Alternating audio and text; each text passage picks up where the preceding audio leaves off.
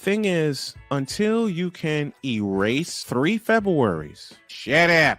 Bang! Quality over quantity. LeBron has beaten some of the best competition in NBA history. He's the GOAT emoji. I will not cuss. I will not cuss. I will not swear. I will not swear. Where sports is the base, life and fun are the results. This is the Brian Snow Show.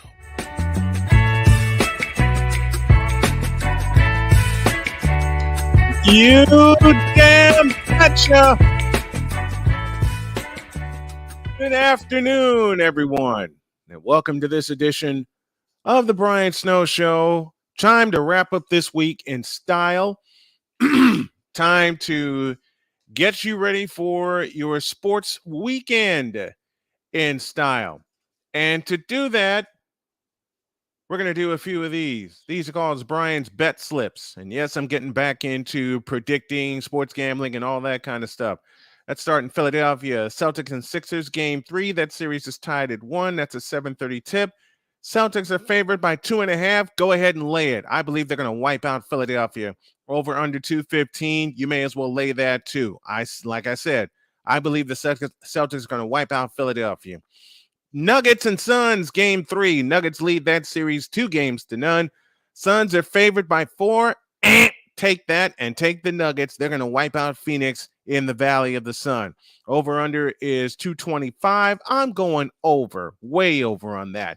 To the NHL, the Devils and Hurricanes are playing Game 2. Canes lead that series 1-0. That's an 8 p.m. face-off at PNC Arena in Raleigh. The Hurricanes are favored by 1.5 goals. You may as well lay it and take Carolina to win. Over under 5.5. I differ this time. I go under. They're two very good defensive teams. Dodgers and Padres is beginning to Major League Baseball with a 9:40 pitch from Petco Park in San Diego. Los Angeles favored by 1.5. Go ahead and lay that. You know how they are against the Padres. 7.5 is the over under. May as well go over on that too. And last but not least, Arizona hosts Washington at 9:40 at Chase Field in Phoenix, Arizona.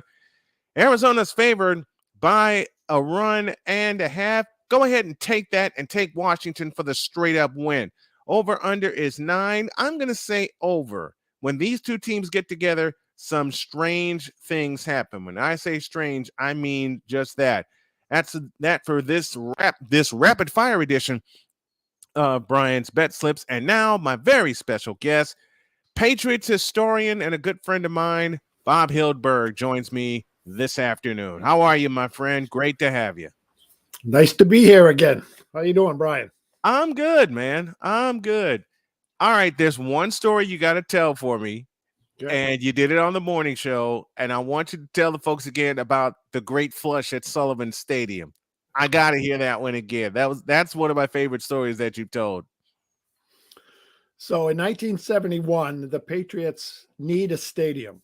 They had been playing all over Boston as the Boston Patriots, and the NFL said, you need a stadium that fits 60,000 fans.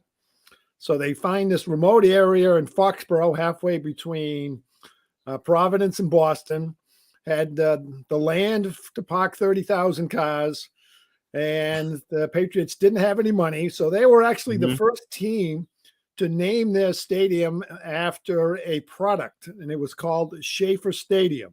Yes. And the thing about Schaefer Stadium and Schaefer beer is the one beer to have when you're having more than one. So when the Patriots played there, people like to drink their beer. And when you drink the beer, what happens? You have to use in this case, the men's room. Right. So the Patriots don't have a lot of money. They're got to build this stadium in this remote little town of Foxborough, Massachusetts. And they build this stadium out of cement, $6 million. And they, on top of the cement, now in 1970, they played at Harvard Stadium where you actually sat on cement. There was no aluminum benches at Harvard Stadium. So they said, well, we got to upgrade. Instead of having just cement, we'll put aluminum benches.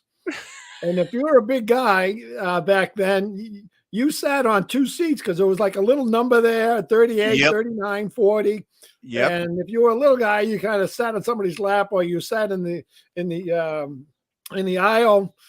So all these people show up, and now certainly in Foxborough, they didn't factor in the water pressure. And when they hired the people to build the stadium, they did it as cheap as possible, and they found some people that were not union workers.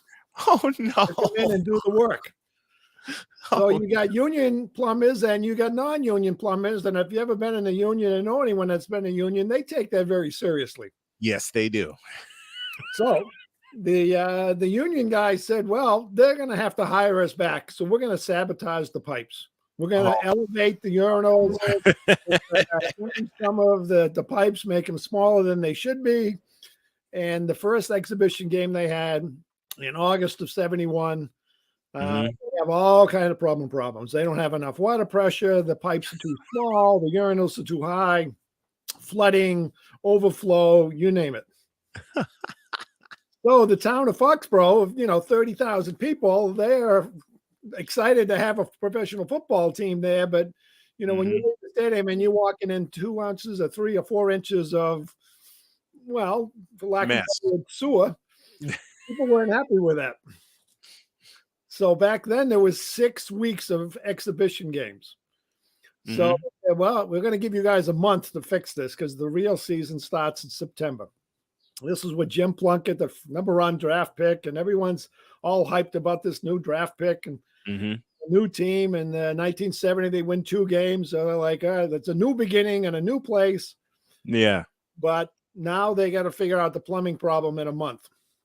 So the Board of Health comes in and says, all right, you guys are playing an exhibition game 3 weeks from now, and it's going to be on Sunday against the Atlanta Falcons. But on the day before, we're going to make sure that any adjustments that you fixed are going to work.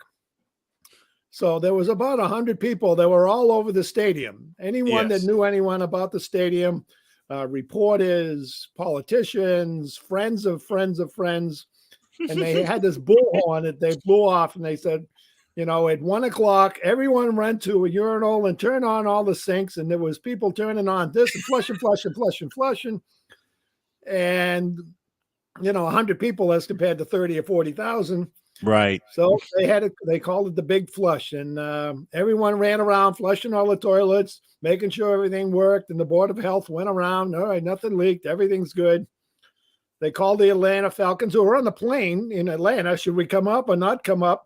They said, yeah, get on the plane. They come up the next day. And of course, the next day was a disaster. They didn't have a full house that day, but it was still an exhibition game, and it still didn't work. Oh my God. It still didn't work. The real game, and they beat the Oakland Raiders in their first game. It was a big upset in 1971. But the Oakland Raiders complained that the pipes broke in their locker room, and it took over a year to fix. And it really never was right because when they built the stadium, it was the low section of town, and the water Yeah. tower really wasn't high enough to get the water pressure, and they didn't have any gauges back then.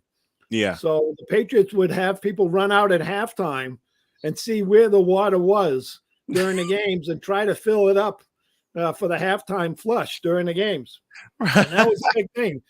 Get a kid out there and climb up and see how much water was in there and see if they could add enough. So when everyone went at halftime to relieve themselves, so to speak, it was a problem for a long time until they built Gillette Stadium in 2002. But it's famous around here. And I had to hear that story. That was so hilarious when you told it on the morning show, and now here.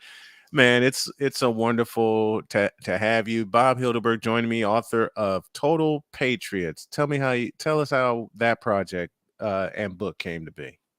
Well, I'm a fan. I lived half an hour maybe away from the stadium. So when you went to a game back then, you actually went to see the other team play. You didn't expect the Patriots to win.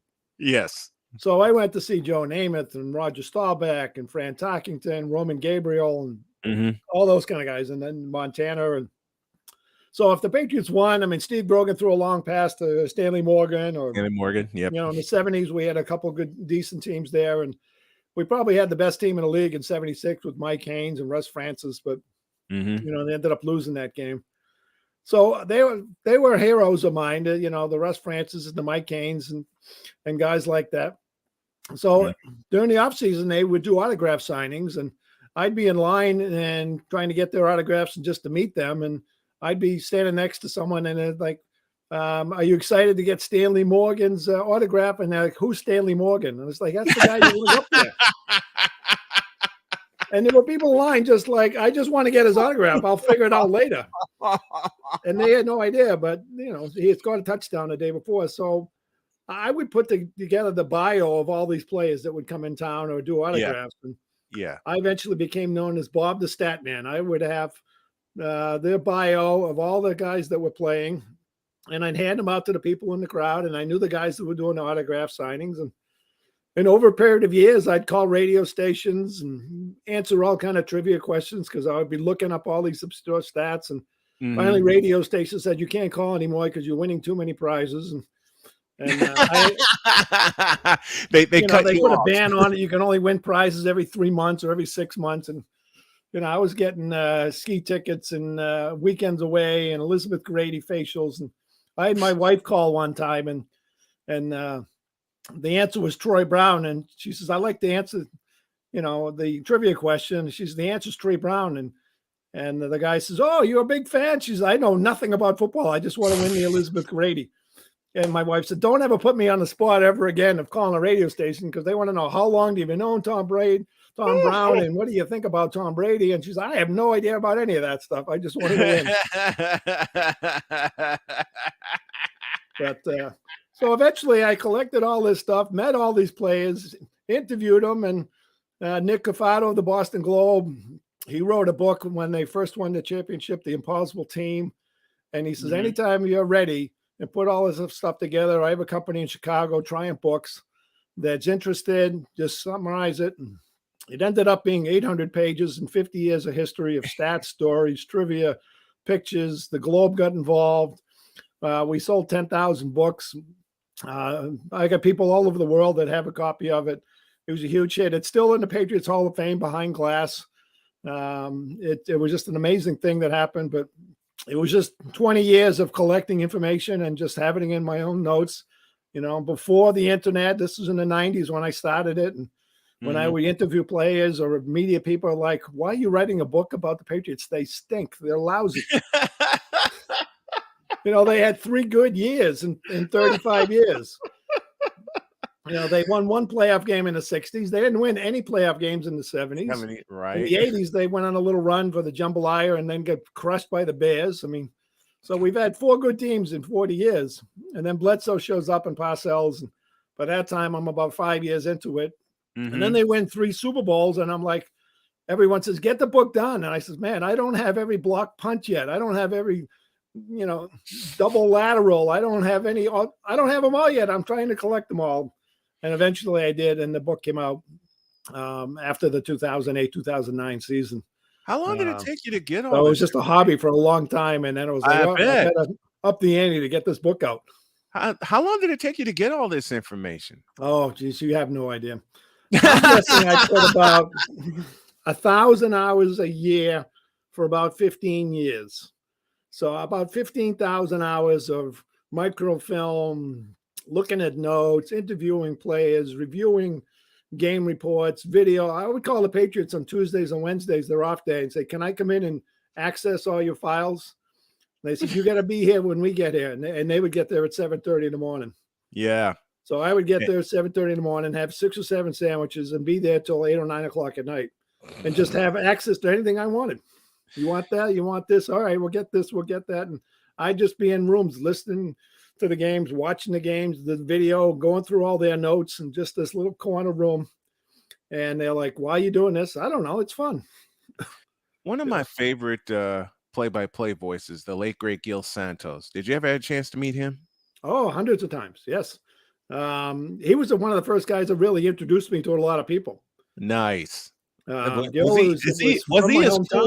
Was he as cool in person as he sounded on the radio? Because I know he did Celtics television for a while being the voice of the Patriots. Was he as cool as I think he was? Because I would love to have met him. He was so down to earth, just a regular guy. Work. He lived down in New Bedford, Fall River, which is 50 miles south of Boston, and he would come into Boston and do WBZ radio. Yeah. So he would drive in and do the radio announcing, at 5:30, 6:30 in the morning. And then he did Boston College. He did the Celtics. And, there was one funny story that he told me. He says, I'm doing the Boston College football game on Saturday. I got to get on a plane and I got to fly to Washington, and I got to do the Patriots game on Sunday. And there's all kind of delays. And he gets to the game in Washington, and the room that he has to go into is locked because he's late. Oh, no. So the game's going to start in 5 minutes, and it's the same thing with the union. You got to make sure you have a pass to get in and all the security. And yes. And he said, I don't have time to find these guys because they weren't hanging around waiting for him. You had to call someone. They had to come up the elevator and all that. And he said, I don't have time for that. So he went into the other booth that was already set up. He crawls out of the window, goes into the stands, crawls into the window, because when you're announcing, there's no window there. Everything is right. You just look into the stands, and he climbs in the other window where he's supposed to be, and he's plugging in all the things. And the union guys are knocking on the door. You can't do that. And he says, I've been doing radio for 40 years. You just have off, And then he put a chair in the door so they couldn't come in and unplug it. And he said, here we go, people. And 30 seconds to go, he plugs it in. Hey, we're live. He says, I know what to do. I don't need those union guys to tell me what to do. And off he goes, and he's announcing the game. I love it.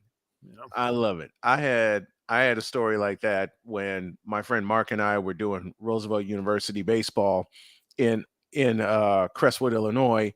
And the game that was originally scheduled had to be moved up a day because of inclement weather coming in. So we got a 6 o'clock pitch. The clouds are already rolling in, and Mark and I are praying that this gets done by 8 and by no later than 9 o'clock because we want to get home and beat the storm.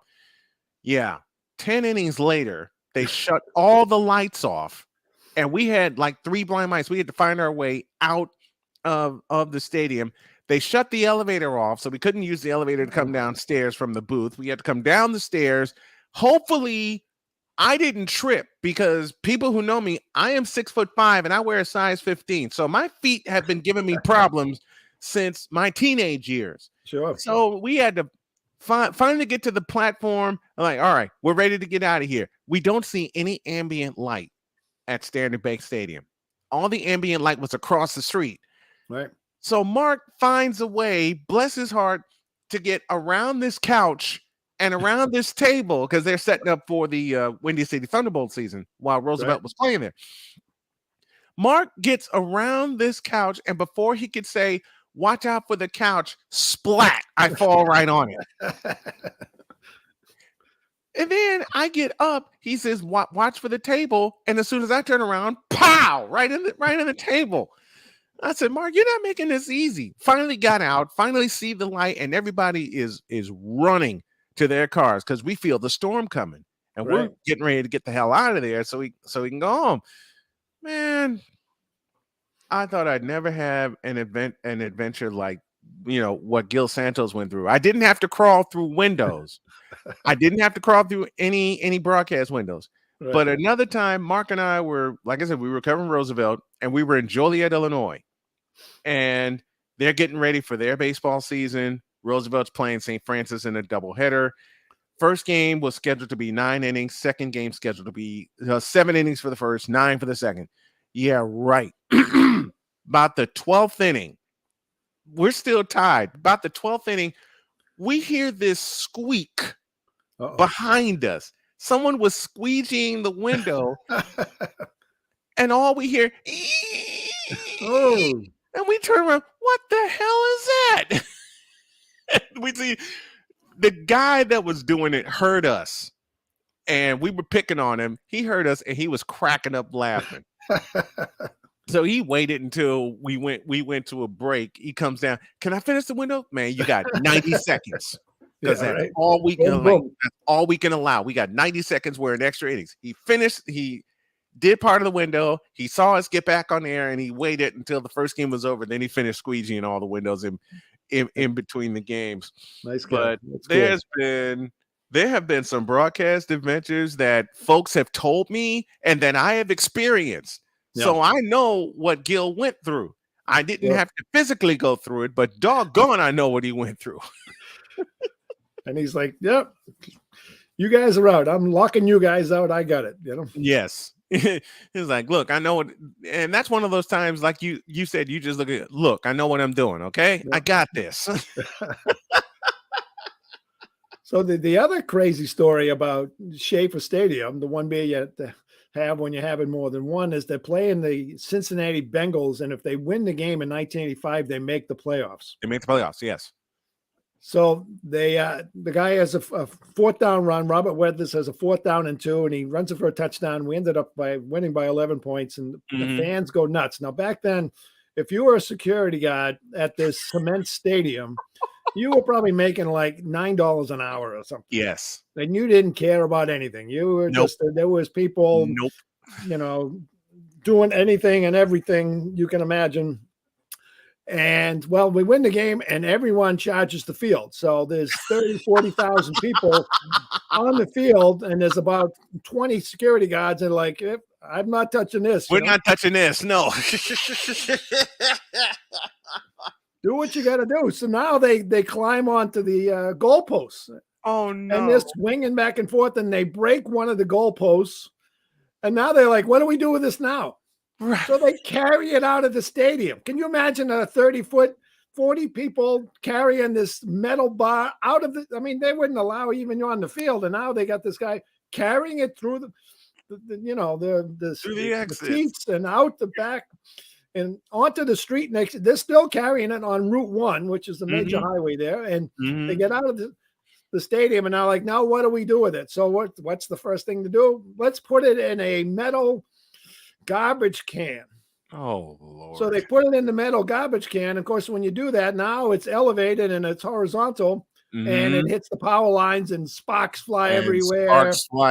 And a couple of people got electrocuted. They didn't die, but they got burned because they were 10 feet away. And I mean, what did these people think was going to happen with this 30-foot pole, being put on a garbage can that's real near the highway and near the telephone wires? It was amazing. And they carried it a couple hundred yards. It wasn't like just leave it, take it out of the stadium and leave it on the ground. They just wanted to celebrate. They wanted to celebrate because they got in the playoffs. Oh my God.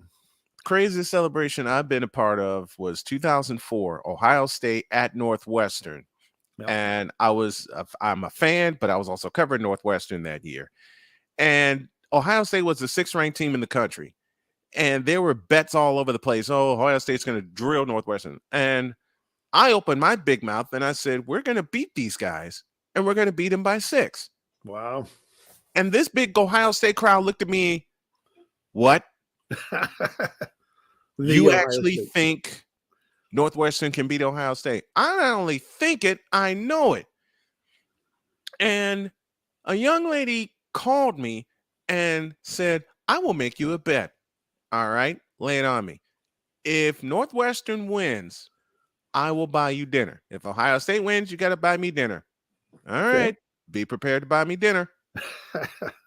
And I hung up saying that, and I'm going, what the hell did I get myself into? Then Northwestern jumps out to a 27-10 lead. Ooh. And I got text messages all over the place from everybody just simply saying, how did you know? I'm like, game's not done yet. This is Ohio State we're talking about. Game's not done yet. They come back, they tie the game, and then Ohio State misses a field goal that could give them the lead. And then we win the game 33-27. And I hear this sweet little voice on my phone.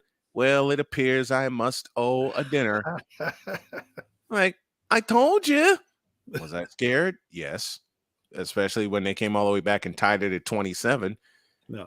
But you talking about goalposts coming down? They tore the goalposts down at Ryan Field in Evanston because we had no business beating the 6th-ranked team in the country in Ohio State. So, and I see these goalposts, and I'm trying to get out of the way, and I see these goalposts go walking down the field with no problem. These kids are nuts. Right. We stormed the field. Goalposts come down. Fortunately, no one got electrocuted that night, but I got a lot of dinner that night. I got a lot of dinners that night. Let's take a break. We'll share more Patriot stories, and we'll share more broadcast stories with Bob Hyldburg joining us on this Friday afternoon. Back in a minute. The original Think Drink is back. Level up with proven ingredients formulated to crush your competition. No gimmicks, no jitters, no messing around. Just high-potency results that keep you moving day or night. There's a new nerd in town, and we came to play. Nerd Focus. Smarter than energy. One of the great things about ordering meals from Mother of Macros is that you can do it from the comfort of your own home. Click the national or local delivery link to access the menu, and we'll ship the meals right to your door. We understand you won't always have time to plan, shop, prepare, and cook to provide healthy nutrition for your family, so the process is simple and saves you hours. We know you're busy, so our meals are professionally prepared and packaged. You only need to heat them up and enjoy. We provide macro-balanced, delicious meals, chock full of fresh, local ingredients with none of the stuff you don't want to eat. Plus, our menu changes every week, keeping your taste buds wanting more. We take care of your meals so you can worry about everything else on your list. Mother of Macros.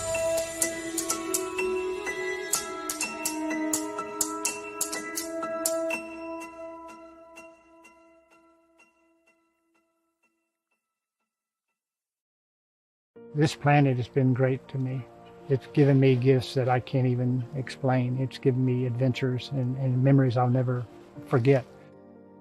And Battleborn, I think, has given me the opportunity to go beyond and give something back. How can I be a better custodian to this planet and the place I live? That's where I am with Battleborn. Let's make the planet a better place.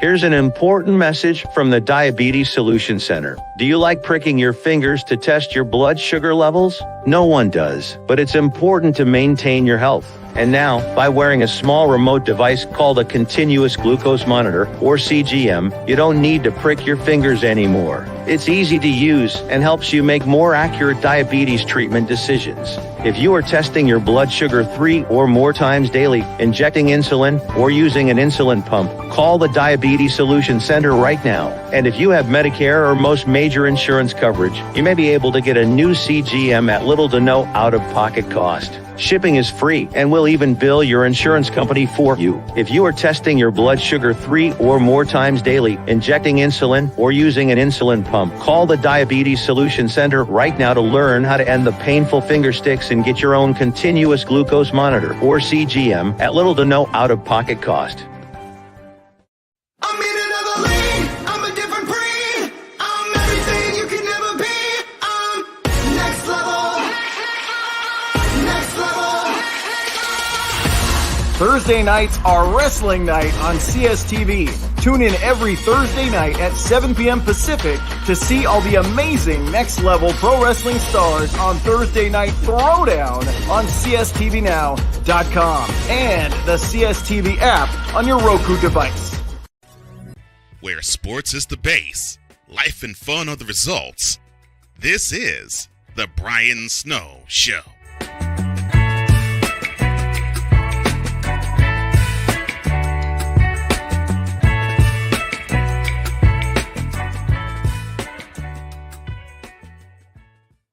Sharing stories and sharing laughs here on the Brian Snow Show with my good friend Bob Hyldburg, sharing all kinds of stories. And the one you told me about Gil Santos having to climb out of the out of the window at RFK Stadium, Right. and I could see it happening too. I know many. I know many who have been there. What's the craziest weather game you've ever been to? Well, I was a photographer for 13 years for the NFL. So I was outside taking pictures, and my job with another guy was to be up high and take pictures so that we could identify every single player in every single game. So there's two games that come to mind. One is in October of 2009 where the Patriots beat Tennessee 59-0 in a snowstorm. Oh gosh, I remember that game. Yeah, they 5 touchdowns in the second quarter. 5 touchdowns in the second quarter. Yep. It was unbelievable. But it's snowing. I mean, that wasn't too bad. I've been to a lot of snow games, but the other game, I was on top of the scoreboard. It's not there anymore because now they get this big TV screen that they're building, the biggest TV screen in any stadium. But so I'm on top of the scoreboard, 150 feet up. I'm standing on a plywood, and I'm looking down, and so I got a perfect view right in the middle of the field. But it's raining and snowing and sleeting, and in my camera, I have to take the pictures out, the little disc out of each quarter because all of my pictures are time stamped with each play. Yes. So at the end of the quarter, a guy would come in and take my pictures and put it in the computer, and they'd match up the pictures to the play. Well, I'm 150 feet up, so these guys aren't getting my disc until the end of the game. Right.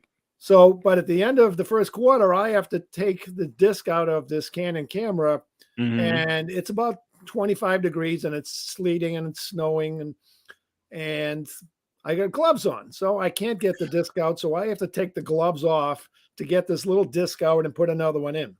So I expose my hand for about 15 seconds. Oh boy. But in the meantime of exposing your hand in cold and wet and 20 degrees, within about 2 minutes, my camera finger is frozen. It's locked up. I can't move it. I got heat warmers. I got hand warmers. I'm blowing on it, and it's gone. And nothing. So now I'm taking it with my second finger, which I kind of protected a little bit, and that starts to freeze up because even though I got gloves on and everything. So by the second quarter, that's gone. So now by the third quarter, I'm trying to take pictures with my thumb, which you really can't do. Right. And I had to actually call and have someone come and replace me. So they had to come, walk up the stairs 150 feet up, climb, move the plywood out of the way, and take pictures for the rest of the game. Some 25-year-old kid, and here I am. I'm in my 50s doing this, and it's like, what am I doing up here? But we beat Arizona 47-9. Larry Fitzgerald scored the only touchdown for Arizona. They didn't want to be there either, but that was right. That was a fun game. It was a memorable game, and there's only probably been 20 people that have been on top of the scoreboard. On top of the scoreboard, next to the lighthouse, taking pictures. There's only a few of us doing that, and that was a crazy game because I lost 2 of my fingers, but they came back a few hours later. They warmed up, and I was fine. But craziest weather game I had to deal with, or one thereof, was 2002. Had to do a high school game between Brother Rice and St. Rita, and at the time I didn't have the equipment to go live, and it was at St. Rita, one of the smallest press boxes in the Chicago Catholic League. Yeah. So I'm getting there, and I see sun. I see the sun was out all day, and I was a full-time student at the time. I see the sun, and all of a sudden I see all the clouds coming in. Uh-oh. And I'm like, this is going to get messy. This is going to get messy. And of course, it's number 2 versus number 3 in the state of Illinois. So I didn't get a chance to call in advance because, as I said, I was a student at the time and I had to take care of that. But they were gracious enough to let me in. And, a couple of guys said, okay, we know who you are, but we got a problem. The Tribune is here. The Chicago Sun-Times is here. We can't let you set up in the booth to broadcast because we just simply don't have the room. I said, okay, I can deal with that. However, if you climb up on the roof, there's plenty of room up on the roof. I looked up at the roof and I'm going, you want me to climb all the way up there? And said, that's the only spot we got for broadcasters tonight. You know how big this game is? Yes, I know. All right, screw it. I take my equipment, I go up, and I'm glad I did this one tape delay and not live because the rain rolled in. And I'm trying to hold my umbrella and handheld microphone, and the wind is coming at me at 20 miles an hour. 79 degrees at kickoff, 79 degrees to begin the game. But it was a 20-mile-an-hour wind coming at me. Umbrella flips and takes off. There it goes. I turn around, look up, but the back of the stadium, my umbrella's like rolling up 79th Street. I'm going, okay, I'm going to get soaked. To hell with it. I keep the tape rolling. And by this time, the field is a mud pit. Oh, sure. You can barely see the numbers. And you've seen a few games like this. You can barely see the numbers. Absolutely. The midfield insignia is just plain covered in mud. Yep. And this was natural grass. This is all natural grass. So you're not going to see any kind of markers. You're not going to see a thing. This is pure unadulterated guesswork at this point. We're midway through the third quarter. And Brother Rice had tied the game 14 apiece. St. Rita launches what I thought was going to be the game-winning drive, and they're flying down the field. They get a big play. They get a pass interference, balls on the 1-yard line. And my idiotic brain is thinking, okay, punch it in the end zone. Let me climb down, and my waterlogged self can go home. Right? Wrong. I come back from a break, and I open my big mouth, and I say, the only way this game continues is if Brother Rice forces a turnover. Why on the next play? Big time moves. Why on the next play, I hear PA man say fumble, and I go nuts. I'm screaming into the microphone going, did we get the ball back? Yeah, that game went 6 overtimes. Oh, my God. I'm waterlogged. Another game and a half. I'm soaked to the bone.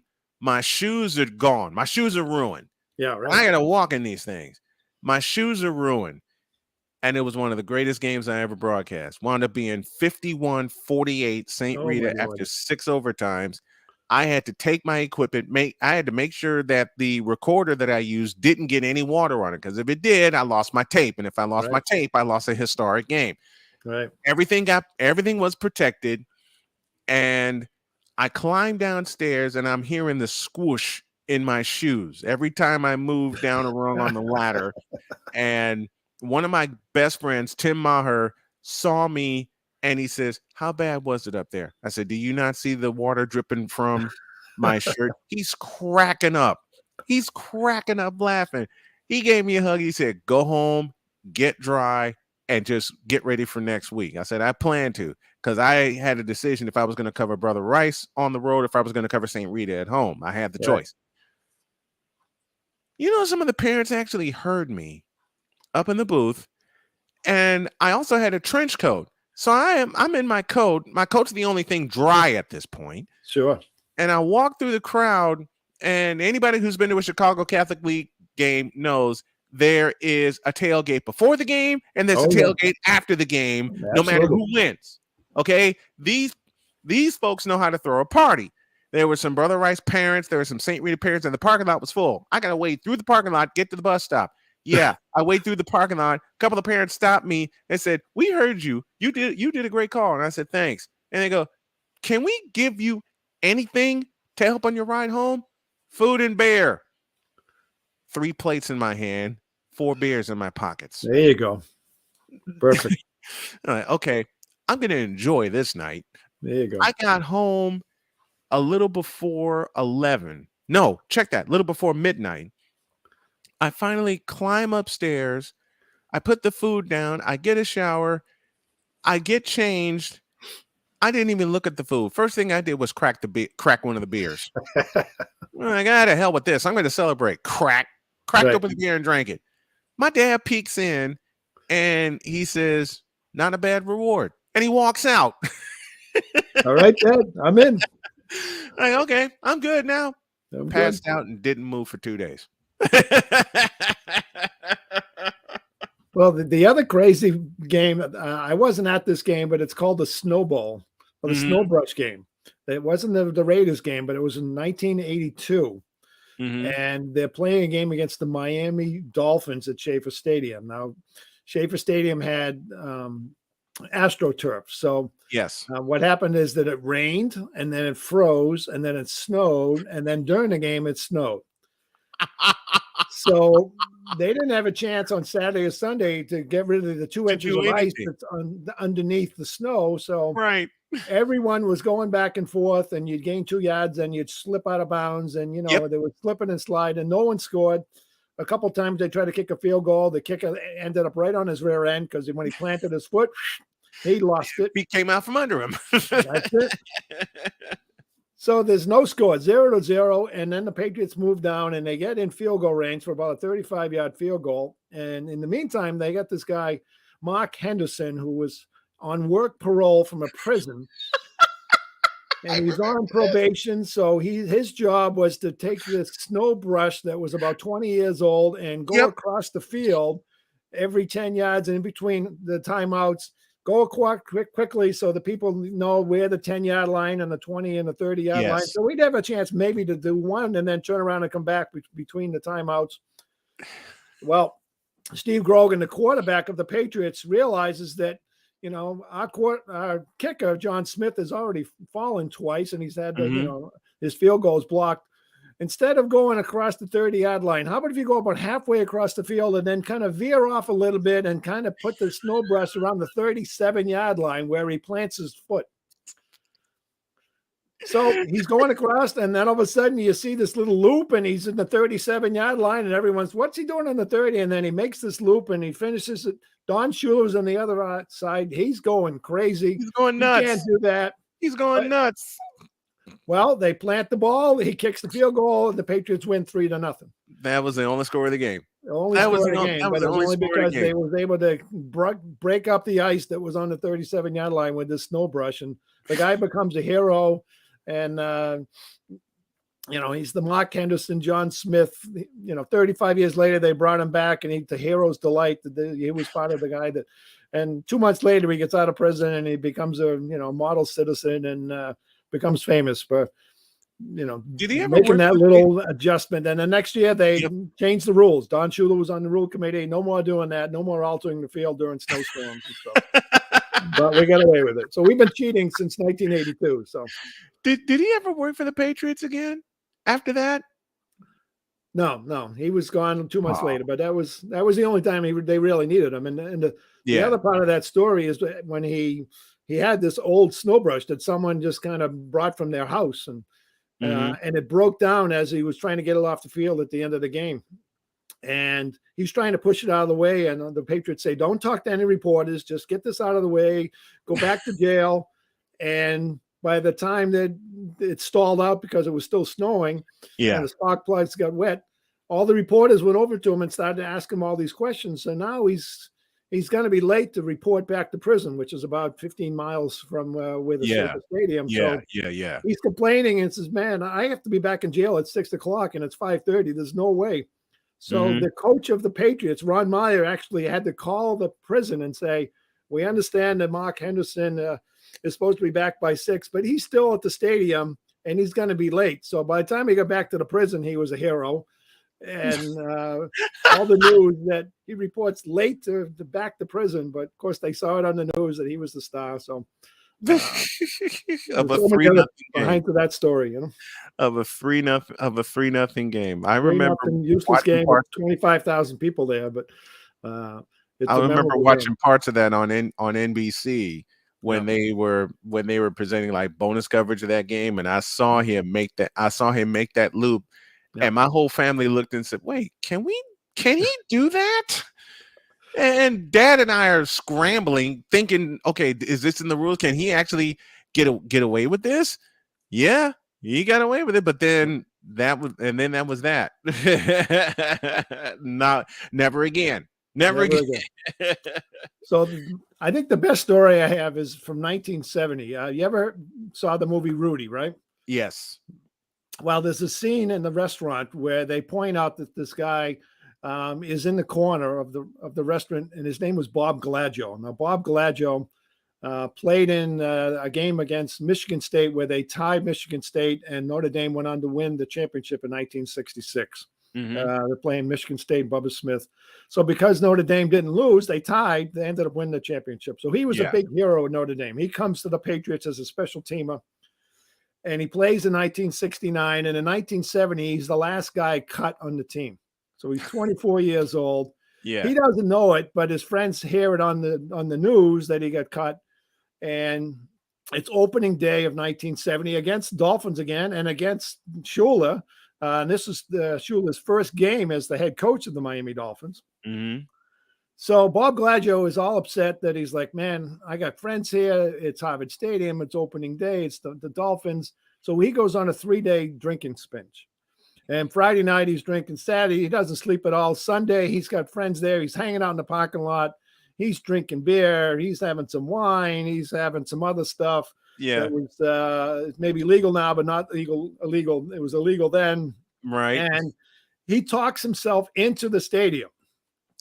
There's no seats available. And he goes to the guy that's selling tickets. Says, listen, I was on the team last year. My name's probably in the program. And the guy's like, hey, it's cement seats. Go ahead, find a seat, and he talks to him. So he walks in, and the Patriots are on the field practicing.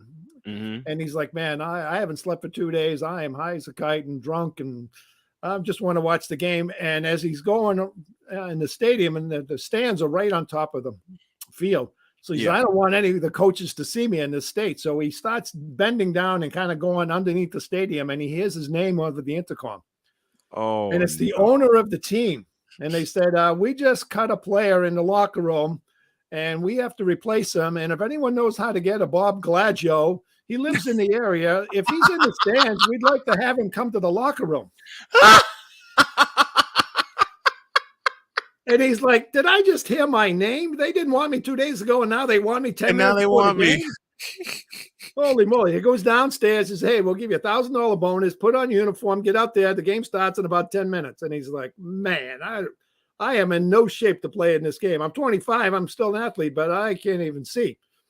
So he's on the kickoff team, and he says, all right, all I got to do is run down the field and run off the field, and I'll get my breath maybe in 20 minutes. Well, he runs down the field, and as he's running off the field to avoid getting hit, he runs into Jake Scott, who had run away from his blockers and found an open end of the stadium, and he makes the tackle on the opening kickoff. They bump into each other accidentally, and Bob Gladio becomes a hero. He is this drunk in the stands, makes the tackle, and he plays 2 more years for the Patriots. He becomes a cult hero. Drunk in the stands, makes the tackle, makes the team, plays, gets a bonus, and plays 2 more years on special teams. Unbelievable. He heard his name on the public address system. From the owner of the team, hey, show up to the locker room if you're here. And he's like, man, I'm here. Yeah, we got to replace this guy. Here's your uniform. Get out there. Always a pleasure to have Bob Hyldburg on, sharing some great stories. Where can people pick up your podcast? Because you got a great podcast. Yeah. So what we do now is we interview some of these players. We haven't had Bob Gladio yet, but I tell that story. He's in his 80s now, but so we have a thing called Untold Patriots Stories, and we bring back a lot of these stories. We've had Irving Fryer on. We've had Steve Nelson, Dietrich Wise, some of the players, some of the coaches, some of the announcers. Untold Patriot Stories is the podcast. We're in 16 countries right now. It's going strong. You can find us on any podcasting platform. And one of the things that I'm doing with my business is telling all these stories to businesses. So I have a company called Untold and Unlimited, and we bring all these stories in and we relate it to business. We relate it to teamwork and team culture and chemistry and focus and awareness and discipline and all the stuff, because we get stories about Edelman and Gronk and Brady and Mike Vrabel and all that kind of stuff. So some of the stories are fun, and some of the stories are apply to your business of, having the right mindset to make the plays to beat the Atlanta Falcons in the Super Bowl and being laser focused and that type of thing. So Untold and Unlimited, I'm the CEO of this company, and we got a bunch of people that work for us. But Untold Patriot Stories is the podcast. And hope you tune in and just reach out on Facebook. We've got a Facebook group, Untold Patriot Stories, on the Facebook group, and join us there. But we're having a blast doing that. One of my favorite receivers that you had a chance to do an interview with was Irving Fryer. And Yes. I picked up that episode and I love it. And I've been hooked ever since. Been hooked since I had you on the morning show. Now I have you here. That's Bob Hyldburg, Patriots historian, and the man who's in charge of Untold Patriot Stories. Pick it up wherever you digest your podcast. A pleasure to have you on, my friend. I hope to have you on again.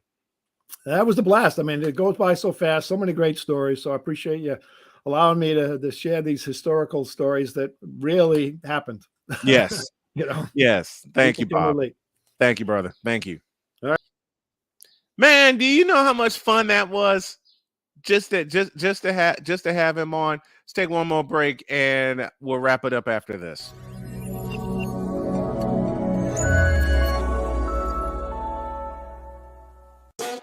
The original Think Drink is back. Level up with proven ingredients formulated to crush your competition. No gimmicks, no jitters, no messing around. Just high potency results that keep you moving day or night. There's a new nerd in town, and we came to play. Nerd Focus, smarter than energy. One of the great things about ordering meals from Mother of Macros is that you can do it from the comfort of your own home. Click the national or local delivery link to access the menu, and we'll ship the meals right to your door. We understand you won't always have time to plan, shop, prepare, and cook to provide healthy nutrition for your family, so the process is simple and saves you hours. We know you're busy, so our meals are professionally prepared and packaged. You only need to heat them up and enjoy. We provide macro-balanced, delicious meals chock full of fresh, local ingredients with none of the stuff you don't want to eat. Plus, our menu changes every week, keeping your taste buds wanting more. We take care of your meals so you can worry about everything else on your list. Mother of Macros.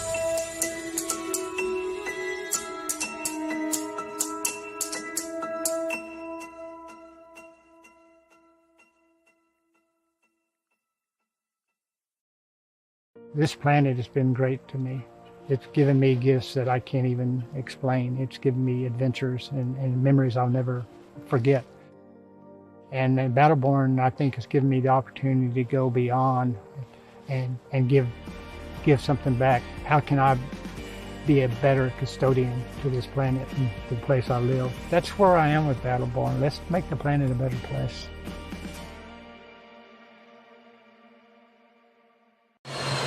Sure. We all know ghosts exist. I'm getting a really dark energy.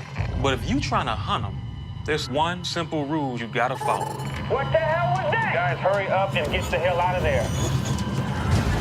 No matter what happens, stay calm.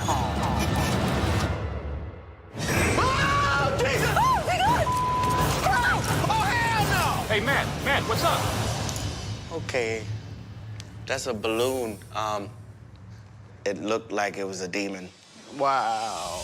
We be fly for nothing. We be fly for nothing. O-E-O, mucho. Run it. So where are we going? A haunted pinata shop. What? An old Korean brothel. Oh, Lord. A funeral home in Compton? Yeah. You don't like us, do you? It's business. I get fly for nothing. I roll with OPO. Official paranormal operations, baby. We got infrared cameras set up all over the place. Whatever's in there, we're gonna get to the bottom of it. Y'all down with it? What the is this? I have robot strapped to my abdomen. What the hell is going on? Are you with us right now? Gentlemen, you okay? Guys, we got action. I feel like something's in here. Don't nobody want you with us. Man, they got some going down in there. It could be a succubus. Suck you, huh? It's an energy that feeds upon you in a sexual way. Like, Not with the teeth like that? oh, yeah. We be fly for nothing. All right, investigation's over. This bitch is haunted as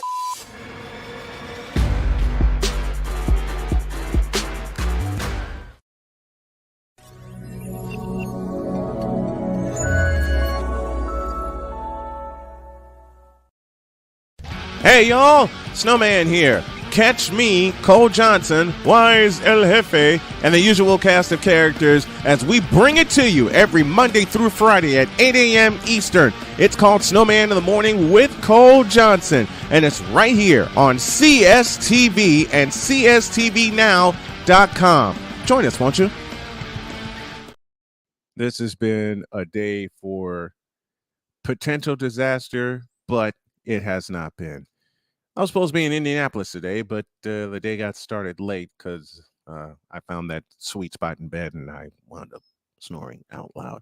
Anyway, thank you to everyone that has been patient with me and with this show and building this show. I now have the pieces in place that I need. Thank you to my executive producer of Snowman Multimedia, Mr. Cole Johnson, the EP of CSTV, Mr. Thomas O'Boyle, and the producer of the show, and the producer of Brian's Bet Slips, Mr. Mike Doherty, and of course, the woman in charge, the lovely Dr. K, who has been there throughout the entire ride. My time is up. I will see y'all on Monday. God bless you. See you then.